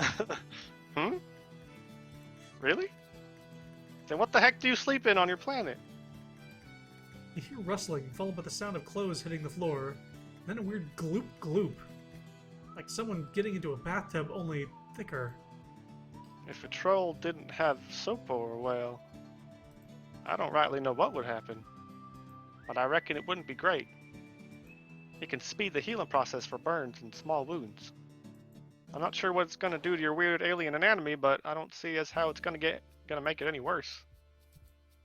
Tell Skylar that in your experience, things can always get worse, especially from her perspective right now. Since she's about to see you naked, nothing like a little self-deprecating humor as an A-plus cover for crippling insecurity. Skylar laughs. Come on now. I'm sure you're a perfectly healthy example of your species. Just get in already. I promise this isn't any sort of pale solicitation. Or flushed for that matter. I know it's awkward, but I only got the one coop. Right, okay, yeah, you can totally do this. You can make this not weird. Of course, you trip taking off your goddamn pants and Skylar starts laughing all over again. Not in a mean way, more in a chill, please join me in my slime bathtub, old chum way. In a non-awkward way. In a friend way. Yay! Dun. Cure your sunburns in the goop tub. Slime bath. The recuperacoon. Recuperacoon. Okay, so that's her chapter. Yeah. So now we have what's her face? Bronya. Now don't need to Her do this last name accent. didn't That sucks come up. ass. Sucks ass. Been traveling through a cave network for a while now. The rigid stone is a welcome respite from the eerily organic infrastructure you've been encountering, but it is also proving an unwelcome respite for friend making. Maybe it was too much to hope for, that this cavern would be home to another potential new buddy. Maybe leaving the big city behind was a horrible mistake. Just maybe. These dark, cold tunnels are completely devoid of. Oh, hang on! There's a bunch of buildings in the distance. Oh, hello. I thought you were one of my girls, but you don't look like a Jade Blood, or anything else actually. How strange. You convey your usual spiel regarding your circumstances. You were lost and lonely. And your ribs are still broken, you think? Honestly, the ribs are fine. You could just use another friend or two. I see. My first responsibility is to my Jades and the Mother Grub, so I cannot make any promises of friendship just yet. But you do look like you need someone to take care of you. Vivi, here in the breeding Oh, right. caverns, we follow a few simple rules. Gonna say I think those. that's her teeth, probably? Like, it's just, like yeah, her weird way of speaking. 1. Don't invite drama from up top down below. 2. Protect the Mother Grub. 3. We have no hierarchy, but do what I say. Let's do everything we can to keep up our current record of dozens of sweeps without any Jades being cold. You're not sure what half of those words mean, but you nod your head. Good. I'll take you to our hive. Follow me. You follow her into her hive, which looks like a school of, or some kind of dormitory with multiple rooms, multiple floors. Usually more of my Jades are around. I suppose that everyone is out watching the Imperial drones arrive with the filial pails. Girls! We have a visitor to our caverns. 1. Do not be alarmed by their bizarre appearance. They seem to be harmless and quite weak. 2. Do not give them more injuries than they already have. Our visitor deserves a warm Jade Blood welcome. Gee, are they like Girl Scouts? She claps her hands. No one else is around, but you stand to attention and give her the thumbs up to show that you read her loud and clear. You notice that she called you visitor and not friend, but that's okay. You can do whatever it takes until you're upgraded from visitor to friend, or at very least charity case. Oh look, there's more Recuperacoons. Yeah. We know what those are now. You follow. In fact, even in Moisture Wave dude's place, he had like this like weird beehive shaped thing with green goop dripping out of it. So that must have been where he sleeps. Yeah. That's You what follow her upstairs and she's. Yeah, but I guess they sleep in goo. You follow her upstairs and she stops at a big room on the second floor. When you step into it, you have to clap your hand over your mouth to keep from gagging at the revolting sight. There are big, baby-sized larva-looking things all over the floor, squirming around and crying and inchworming out of kiddie pools of green slime. What the hell? This is our nursery. Most of these wigglers are sick or injured, so we look after them in here until they're well enough to go back out to the caverns and spin their cocoons. Shifty. She looks shifty all of a sudden. Giving you some side-eye like she's sizing you up. Trying to look very non-threatening and also 100% trustworthy. We keep this nursery on the down low. It's not against any laws, but it's something of a break with tradition to save any of the grubs instead of just letting them die. To tell you the truth, I'm not sure why we do it. I guess it just feels right to me to take care of them, the same way I take care of my jades. Nursery, huh? You look around again with this new information. You guess you can sort of see how the wigglers look like babies. You can't believe that one of these things could grow up into anything that looks like Bronya, but this is an alien planet, so who knows? She takes you over to a shelf that seems to hold medical supplies. Not sure what can be done for your broken ribs, but maybe she has some kind of alien technology that can help. When she starts going through the cabinet, you don't see anything that looks high-tech like the thing that fixed your arm. I guess that most of what we have is stuff for the wigglers, and I'm not familiar enough with your bizarre anatomy to know if it will help. But if you're not completely sure how to do something, it's best to try anyway. 1. Even if you fail, everyone else can still learn from your mistake. 2. Maybe you won't fail. You never know. I'm not so sure about applying this ethos to your broken ribs, but she looks so determined. Might be rude to say no. Yeah.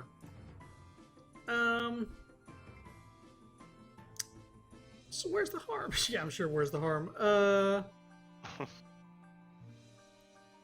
Sure. Okay, come here. Lift up your shirt so I can get to your injured bellow sack enclosures. Yes, just like that. Turn the part that's all bloody and horrifying towards me. She has something that looks like some kind of ointment? It's a shade of bright green similar to the slime beds you see around the nursery, and it also seems to be glowing. Seems like there's nothing wrong about applying it to your skin. But despite your optimism, the second Bronya rubs some of it on your broken skin, you feel a searing hot pain like you just got doused with poison. You flinch back instinctively, your momentum carries you too far, and as you step back you trip on something behind your feet. You cartwheel your arms, but it's no use. You're going down, you're yelling timber. You feel something soft and squishy break your fall, oh god, and you hear a terrible, squelching noise and some kind of animal squeal. You have fallen right onto one of the wigglers. You roll off of it, but there's no use. It's squished flat, and you're covered in olive fluid that you think might be its blood. You look up to see Bronya's horrified face and know that there is no hope for friendship in those vengeful eyes. You might want to run before I throw you out of this window and break the rest of your bones. Alternia's deadliest ass. Deadliest ass. Little frowny face. Like a goob. Fucking dead. Here we go. Thanks, but no thanks. I'll heal on my own just fine. Well, if you're sure. I'm worried about you, though. You seem like you need help, and I wish I could help you more. If I can't take care of someone, I'm not sure how we can ever truly be friends. You try to cheer her up, pointing out that friendship is a two-way street after all. She doesn't have to concern herself with your mutilated frame. How can you help her instead? Well, sure. There are things around here that I could use some assistance with. However, don't take this the wrong way, but we've only just met. I don't know that I can trust you to be as responsible as I am. It's not easy to be the one in charge. You have to be 1. Conscientious, 2. Considerate, and 3. Competent, at all times. Trying to think of times in your life where you've been conscientious, considerate, or competent. You're drawing a bit of a blank, but hey, new planet, new you. You assure her that you have what it takes. I guess if you want to prove that you can be responsible, I can let you help me out today. It's a good time for a visit to the Mother Grub. You're careful to step around all the little guys on the floor as you head out of the nursery. She takes you back outside, and these caverns are even bigger than you first realized. They're also dark and cold and gloomy, and you can't see anywhere that might lead up to the planet's surface. Does she really just live down here all the time? To make some conversation during this cold hike in a damp cave, you mentioned that living underground like this seems kind of depressing. You realize too, like, this wasn't very tactful. But she doesn't get angry at your conversational gambit of insulting her home. Oh no, it's very peaceful down here. Well, in comparison to anywhere else. I quite enjoy it. The brooding caverns are a place for life and birth, not death. That's pretty uncommon on Alternia. You're still not sure what she means by brooding caverns, but you guess it has something to do with the wigglers in her nursery. Before you can ask, you reach the top of a ridge and get a new, wider view of the rest of this cavern. It's enormous, probably the size of a small city.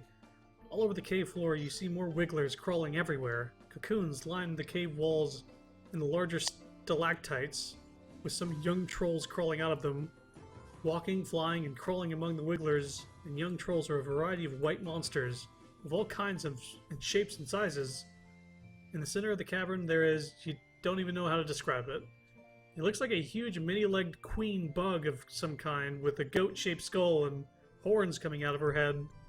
Her bulbous sphincter ripples as she lays a continuous stream of hundreds of eggs, from which you assume the gray wigglers will hatch. And marching through all of this, you see several hulking bipedal creatures, each carrying 2 buckets either to or away from the Mother Grub.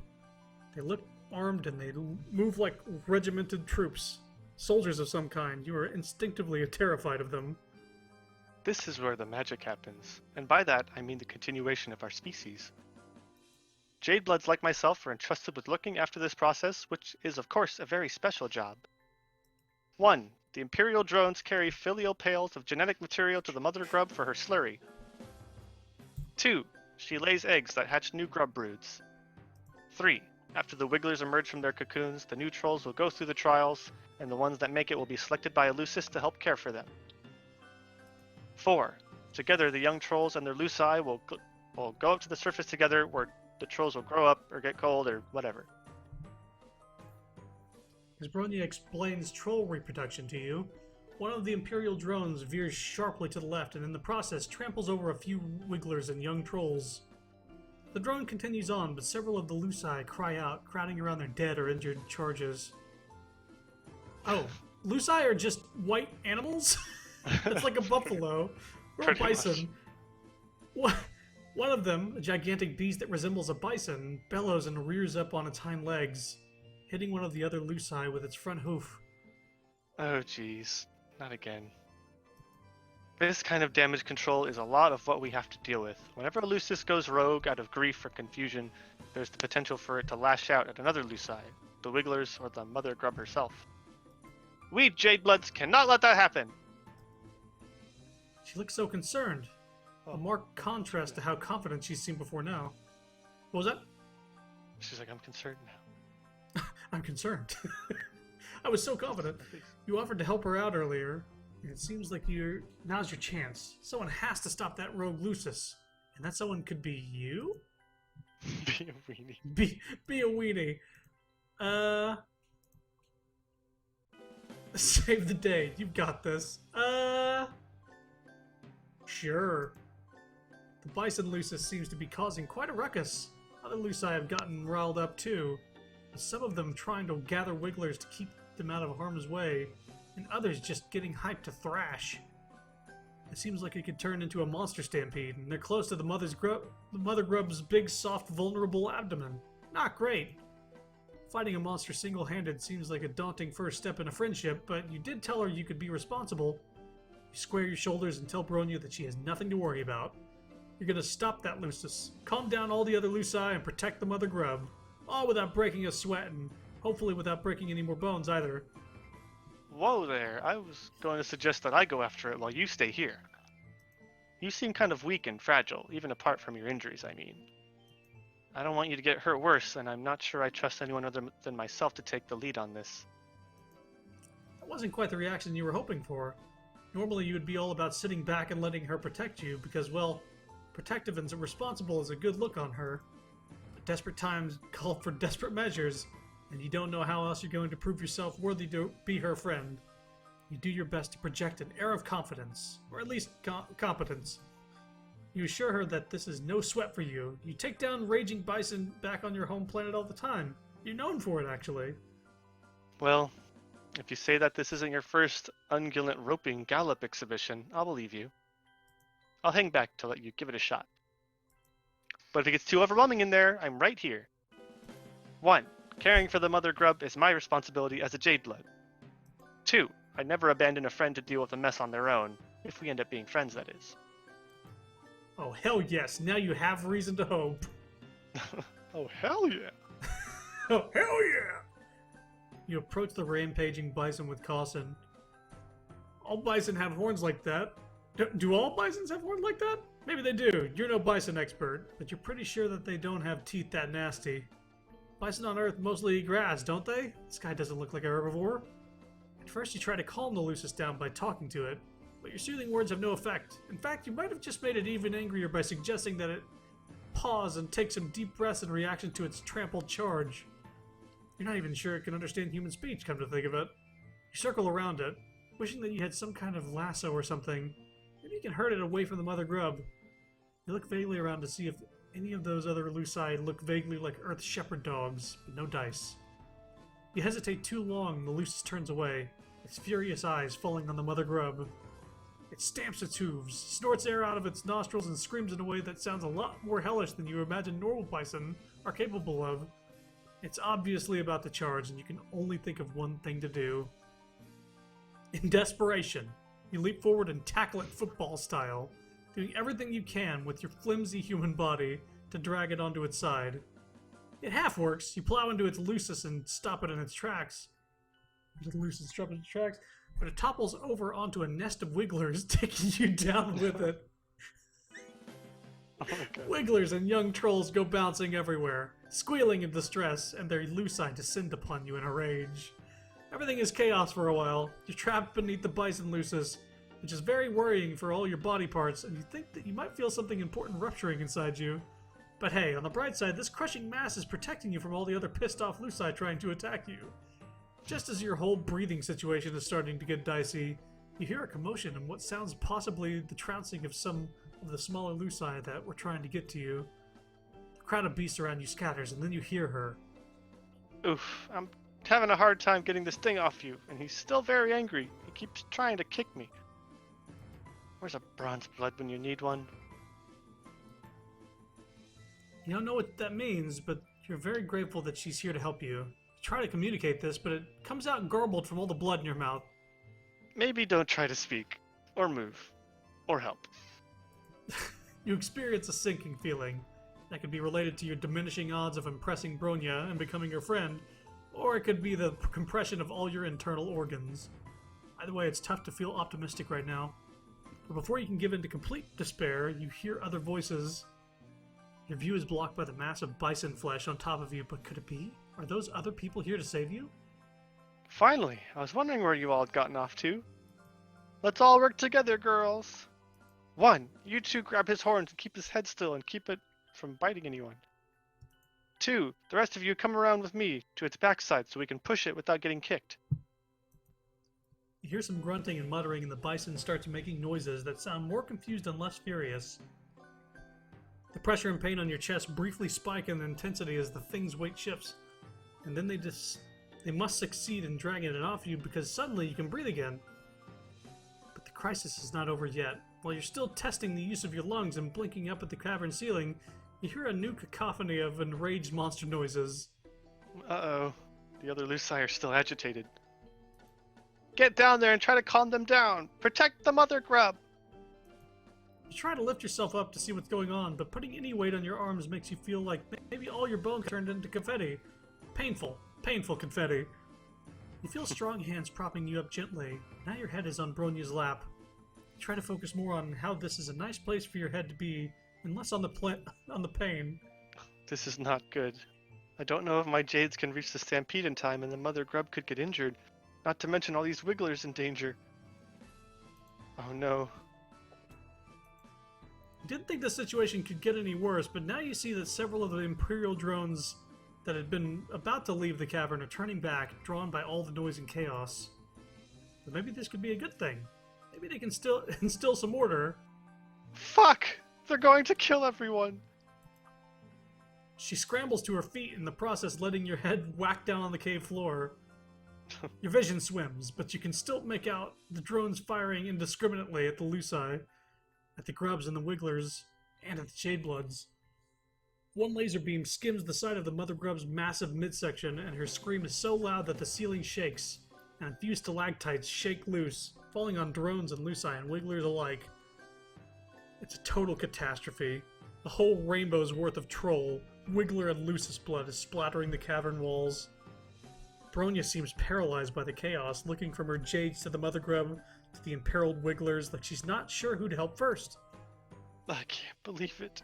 This is the worst disaster we've ever had down here.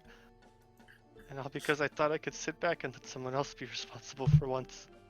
Whoops. If I were a less secure person, I could let this moment plant a seed of self-doubt in my mind about my ability to take care of others and do my job well. Or I could chalk it up to you being really fucking stupid.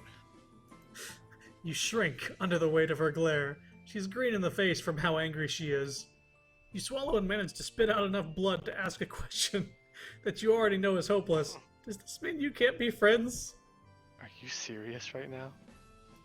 I do not make friends with anyone who recklessly endangers the trolls and wigglers under my care. Oh boy. You killed them all. You killed them all. It's either the worst outcome or just okay. I had a feeling that was going to go terribly. I'm going to be a weenie this time. Gotta be a weenie. You definitely do not like the idea of wading into a monster fight, not even to save the progenitor of your new friend's species. In fact, you don't like that Bronya is so focused on protecting all these helpless toddlers and distressed animals instead of taking care of you. You stammer out that you don't think that you can take on any kind of monster right now. In fact, you just felt another stab of pain in your ribs. You might be blacking out. Bronya's concerned face turns in your direction as you start to swoon. She catches you before you hit the ground and your heart flutters. You look up at her serious face and she looks like such a mom, but also such a friend. Like some sort of combination of these two concepts. Yikes, you don't look so good. I can't leave you alone, not when you're in such bad shape. Maybe I could carry you on my back while I try to stop the rampaging Lucis? Your heart flutters, turns to pinpricks of alarm. That sounds dangerous, mainly for you. Try to think of what you can say to dissuade her. Something other than, I think you should ignore the helpless babies and mother in danger behind you in favor of continuing to hold me in your strong arms. But before you can speak, you hear a commotion behind her. She turns to look over her shoulder and her face sags with relief. Yes, the other Jades are here. They should know what to do. We've taken care of crises like this before. Of course, usually I'm there to help. If you crane your neck, you can just glimpse a crowd of trolls corralling the rogue Lucis away from the mother grub, while other trolls call on the remaining Luci and swoop up any wigglers in harm's way. It looks like I needn't have worried. They're more than capable of stepping in while I'm otherwise occupied. I'm so proud. You take this opportunity to compliment her on what a good leader she must be, to have trained the others so well. Super smooth. She beams at you and sets you down carefully on the cavern floor, kneeling at your side.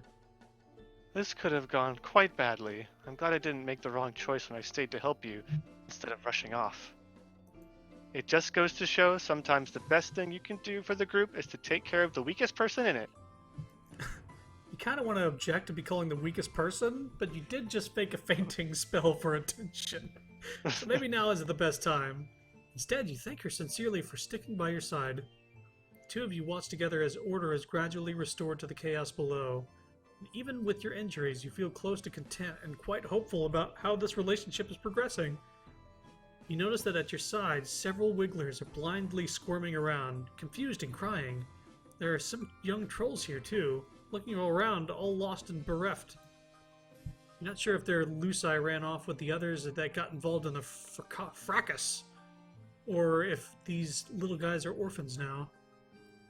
Now that you're seeing them in the natural cavern light, the wigglers look less like maggots to you. In fact, they're even kind of cute. You can see why Bronya would want to take care of them. One of the smallest wigglers closest to you has somehow flipped himself over onto his back and seems unable to right himself, his little legs waving in the air while he cries. Trying to be careful with your ribs, you reach out to scoop him up and cradle him into your chest, rocking him back and forth until his cries quiet down. Wow, you have a very strong nurturing instinct. I think he likes you. You almost look like you could be his Lucis, or a Jade Blood. You are pleased that she approves of your caretaking display. The wiggler's cough breaks through your haze of smug satisfaction. When you look down, you realize that he seems to be having some trouble breathing. You point this out to Bronya. Good observation. You really are a natural at taking care of other creatures, aren't you? Some people find that nurturing ability to be very attractive in a potential friend. Oh, come on. Come on. But as for the Wiggler, this is definitely not a good sign. I'm surprised none of these drones have noticed that he's sick. If we leave him here, he'll be cold for sure. Bronya takes the wiggler from you, and you're more than happy to hand him over considering that you have no idea what to do with a sick baby that's not your species. Also, your broken ribs make holding a baby kind of painful, and Bronya holds the wiggler carefully but with perfect ease, just like you hope she'll cradle your new friendship in its infancy. Once Bronya feels assured that her Jades have the situation at the Brooding Caverns under control, you both take the wiggler back to the Jade Blood nursery. You hover around uselessly while Sorry, I'm just getting old here. While Bronya sets up some kind of crib filled with green slime. You're a little concerned when she takes the wiggler and submerges him under the slime. Because, he was already having trouble breathing? Surely drowning in slime won't help. The soaper should help strengthen his bellow sacs and soothe his sorrow shoot. When he gets healthy again, I'll take him back to the cavern and set him free to make his cocoon and pupate. But he's so small, it's unlikely that he'll survive the trials or be selected by a Lucis. You hate to see Bronya looking sad, but you try to be sympathetic, mentioning your astute observation that this whole system set up with the wigglers and trials and the culling seems pretty brutal. What? Oh no, I would never suggest. This is just the way the world works, and it's fine. It's fine. The trials are how young trolls prove that they're strong enough to survive. It's only right for the weak to be cold. It's the purpose of Jade Bloods to ensure the continuation of our species, and consequently, the hemospectrum. 1. We are not revolutionaries. 2. We're meant to do our jobs and keep our heads down and keep things running smoothly. 3. I would never presume to question the basic tenets of Alternian society. That would bring negative attention from the High Bloods, and I just want to keep my Jade safe. You look around at the nursery and all these injured or underdeveloped wigglers that Bronya was apparently supposed to let die. You think it might not be true that she doesn't question the way her world works. She's looking at you like she's scared you'll call her on it and expose her altruistic tendencies. Try to salvage this conversation thread. Did you say something? Did you say that calling wigglers sounded brutal? You meant neutral. Yes, you feel 100% neutral on this topic. I have no strong feelings one way or the other. Neither committed to the culling side of things, nor eager to take up arms in revolution. Yes, neutral is how I feel about it as well. What a good word to describe exactly how I feel about all controversial political subjects. Did I mention that keeping this nursery isn't technically illegal? Because it isn't. Technically. There is no reason for any of Triss's drones to come investigating our hive, and if any drones do come knocking, we have nothing to hide. No borderline revolutionary ideas will be tolerated within these walls. Bronya laughs nervously and looks around the room, like she's making sure that any Imperial drones hiding in here heard her announcement. You feel bad for how nervous she is. You didn't mean to freak her out. You tell her that she sounds super convincing, and why shouldn't she? Because she's clearly telling the truth. If you were an Imperial drone, you'd definitely be satisfied right now with her clearly law-abiding and neutral ways. Thank you. That means a lot. You cast about for something to change the subject, and mention that your ribs are feeling a bit better. Bronya's face brightens. She lifts up your arm gently so she can touch your injured part of your torso, examining it in her typical responsible and authoritative way. You shiver and wonder if her touch has healing properties. I'm glad to hear that. After all, I don't like it when my friends suffer. Your heart leaps. You look up, scarcely allowing yourself to hope. Could it be? Or was she just making a general statement? If you're not in any more pain, hopefully that means your injuries will heal soon. I'll take care of you until then, my friend. You are overcome. Your eyes fill with tears. Bronya smiles at you and squeezes your hand. Self-care comes first. Yeah.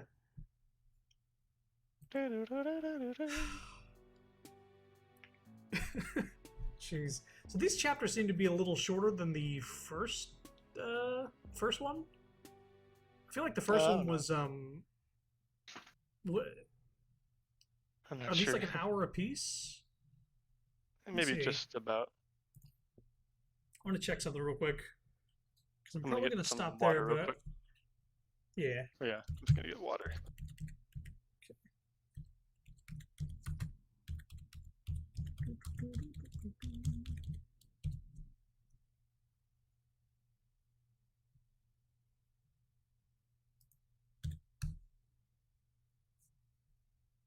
No, I guess it was the same length.